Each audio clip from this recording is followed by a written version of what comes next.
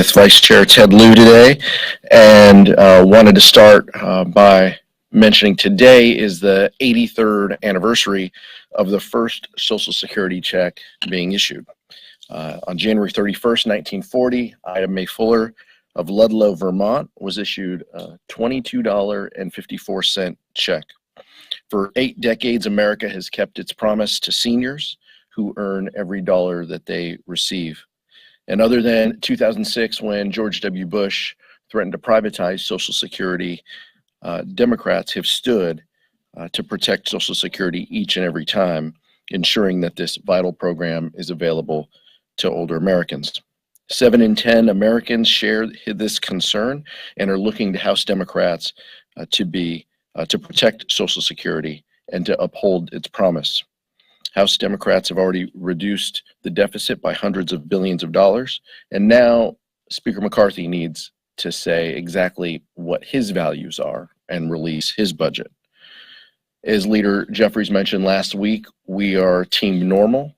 They are Team Extreme that seeks to threaten and cut Social Security, Medicare, Medicaid, and we want to uphold these important programs for the next 83 years. Vice Chair Ted Lieu.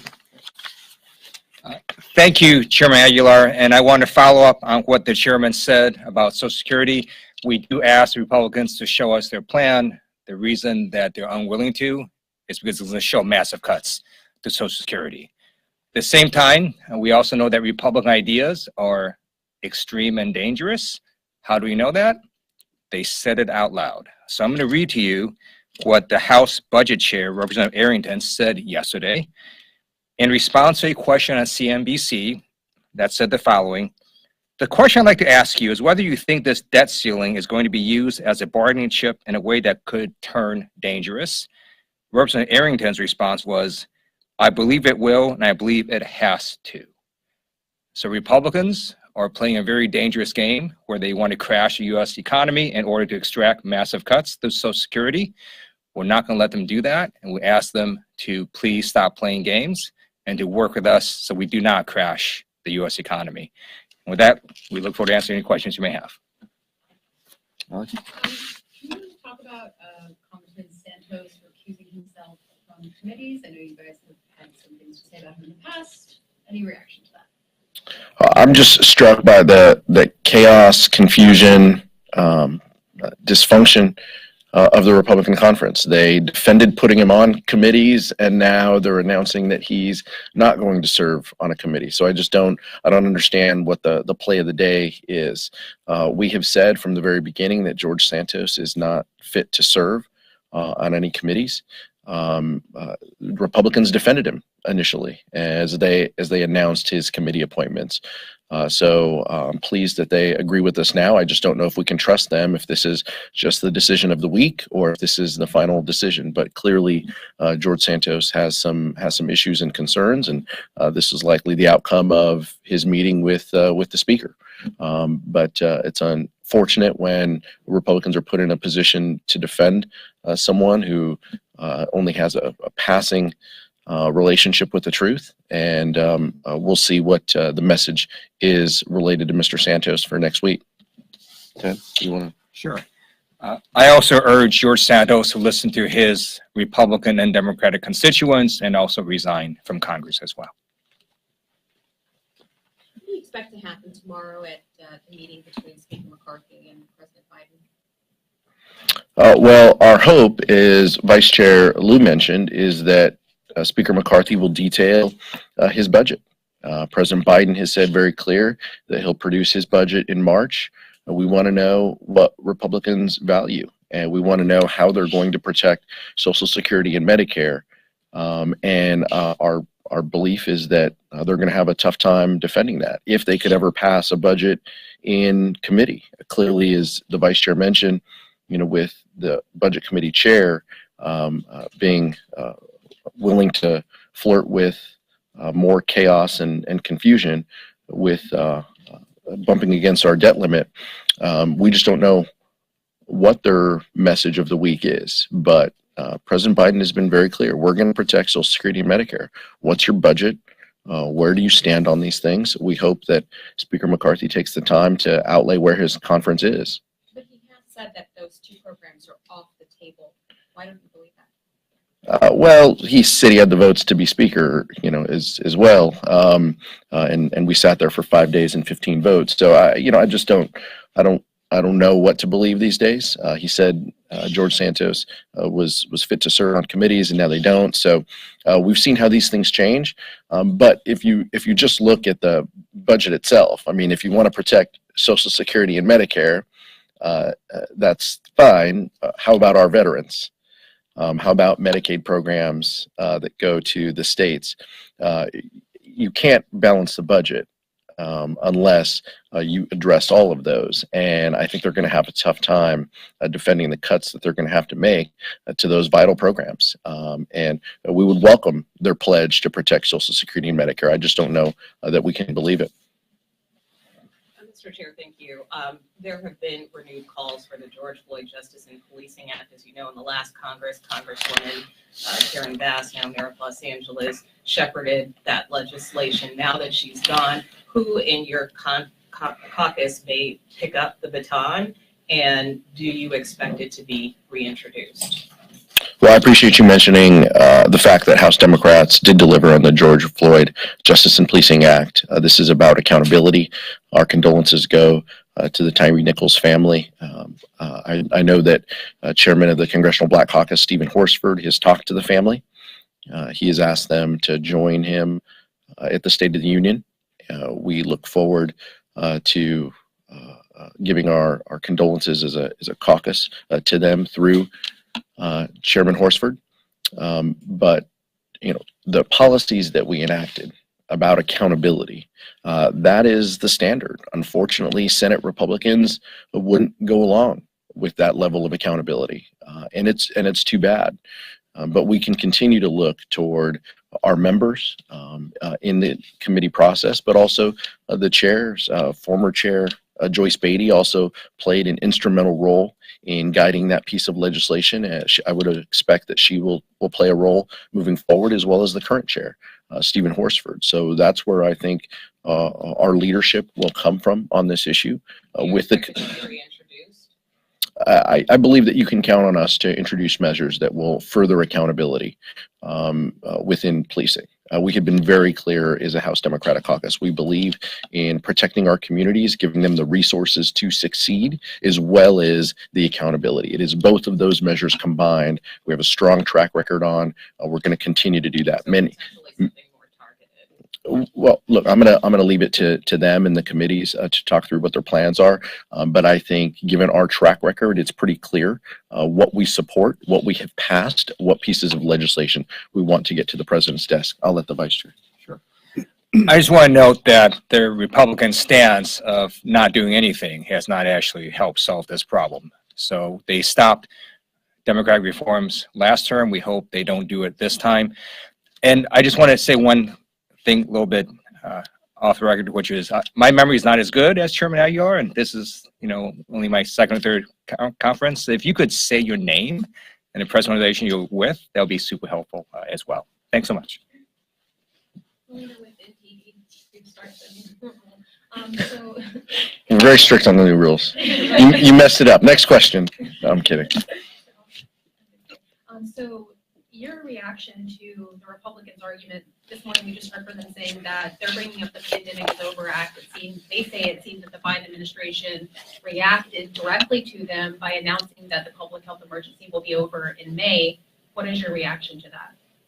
Our reaction is that this was likely the outcome that the administration was working toward. You can direct that to them, but we believe in a path to do this. We want to make sure that our communities aren't impacted, that our community hospitals are impacted adversely by any decisions that they would make. We want to make sure that the vaccine remains accessible to people. We understand that some proposals that they could be pushing could increase the cost of the vaccine. We want to make sure that testing is available through insurance programs. Those are the types of things that we're concerned about. It's about how this policy affects our community. We think that the administration having a timeline and having a plan to get there makes sense. What Republicans have advocated and pushed for is more abrupt and immediate. We don't think it's fair, and that's why I'll be voting no and encouraging my colleagues to do the same. Cassie Simeon with Spectrum News. I'm curious, on the Senate side, we're seeing bills introduced pertaining to gun violence legislation. Obviously, on the House, it's a little more difficult. Are there any discussions within the caucus to continue pushing for gun violence reform? I know last Congress, we saw, the Bipartisan Safer Communities Act. Is there an appetite across the aisle to get some votes to be able to continue the work on these reforms? I sure hope so. The safety of our communities is the priority of House Democrats, and as the vice chair mentioned, doing nothing should not be an option. We should be willing to find solutions. We should reach some consensus around that. This goes back for me personally. I know the vice chair has been working on these issues for a long time as well in the state legislature. I was a mayor against illegal guns back when I was in City Hall. These are issues that are deeply personal for all of us. Is gun violence has ripped our communities, and it's dangerous. It's harmful, and we need to find solutions. House Democrats have continued to offer solutions. I believe authors of bills will look to add those and add other measures in that with the goal of protecting our communities. We look forward to them doing that, and we'll be making our decisions on what we co-sponsor. But we have a strong, track record on this, and we hope that Senate Republicans join a meaningful discussion about gun violence prevention. We also have a gun violence task force within the House Democratic Caucus, providing strong leadership to us and guidance on what policies work. We look forward to lifting up their work in this next Congress. Eric? Eric Watson, any update on the possibility of using a discharge petition on the debt ceiling? And are House Democrats mostly just waiting for Biden to take the lead on this, or what role do you see House Democrats taking on the debt ceiling as far as the discharge petition? Well, let's see how the meeting goes tomorrow. Right, we want Speaker McCarthy to detail his budget and his plan.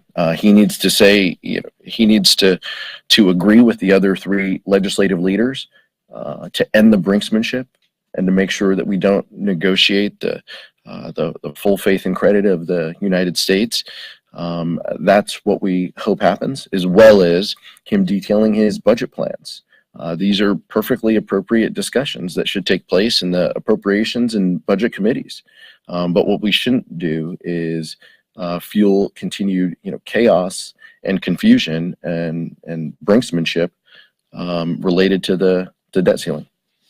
Vice Chair. Okay. I think Chairman, you answered that really well. Last question. Chairman, I'm Laura. Nick, and then we'll do two. Go ahead, Nick. Nick Wu with Politico. What does it say about Republicans that they're punting the vote to remove Congresswoman Ilhan Omar from her committees, and it looks like they're still trying to round up votes? Look, you've been here all month, Nick. I know it feels like it's Groundhog Day, but it's not yet. All month, this has been continued chaos and confusion. They passed, 6 of the 11 bills that they said they would initially. They don't have the votes for these bills. It's a problem. It's affecting Congress, but clearly they have some concerns within their own, caucus, within their own conference, and so we're just, monitoring that and stand ready to work and to do the work of the American people. That is our focus. How do we, increase opportunity in this country? How do we create better jobs, good paying jobs, safer communities? That's going to continue to be our focus. We're not going to be distracted by their chaos, although we know it's there, and we know it continues each and every week. I'm Arthur from HuffPost. Cecily said this morning that Democrats had not actually formally made their committee appointments. He's answering a question about Omar. What's with that? What's your timing on that? And what is your reaction to the threat to remove her? Partly because she voted to remove Marjorie Taylor Greene from committee in 21. Yeah, committees are being populated. I've been on the House floor offering privilege resolutions with Elise Stefanik. We have been populating these committees together, so nothing is different in that regard. We look forward to doing the work of the American public, and that starts within the committee process. They've been a little bit behind clearly on this. These are all discussions, and the committee process usually kicks off in December.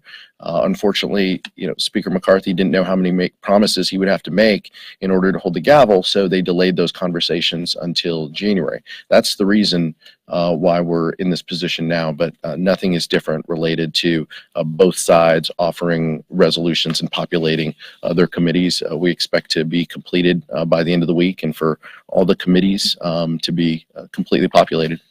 Thank you so much. Thank you.